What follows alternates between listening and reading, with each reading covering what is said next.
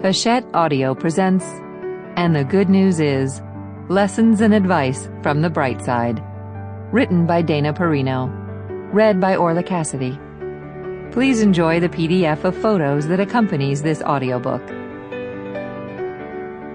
To my Bush administration colleagues. Introduction. The Black Eye of Baghdad. I knew the job of a White House press secretary would be hectic and demanding, but I never expected I'd come to physical harm.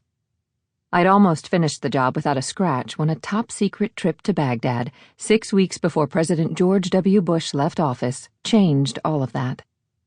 It was December 2008, and a very small team at the White House was assigned to work on a covert trip to Iraq and Afghanistan. It would be the president's last overseas trip on Air Force One, and we had to be extra careful to keep it all under wraps because the press was already nosing around. Reporters that covered the president suspected that he'd want to see the troops one last time. They knew his style. I was in charge of the press part of the trip, and I worked with Gordon Jondro, my deputy press secretary for national security, to figure out our piece of the puzzle. Thankfully, Gordon has a good poker face. It was awkward to tell white lies to our colleagues about our weekend plans, and we had to sneak out to get coffee so we could talk without being overheard. I didn't like keeping secrets from my team, but I understood why we had to. We put together a group of reporters, photographers, and a camera crew to make up the press pool. Only the editor and the journalist of each organization could know about the trip.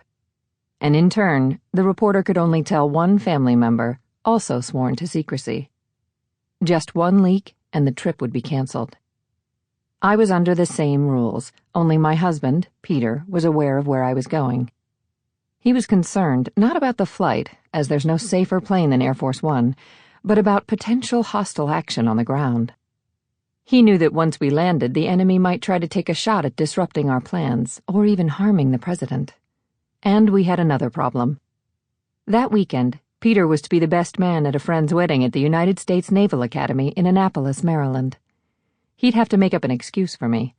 He ended up apologizing for my absence by saying that I had to work, which was true, but a lame excuse for missing a wedding. As the sun was setting in Washington, on December 13th, the handful of us going on the trip were picked up from our homes in unmarked cars and driven to Andrews Air Force Base. There we waited for the president and National Security Advisor Steve Hadley to fly in from Camp David. The president was wearing a black baseball cap that said 43. Sample complete. Ready to continue?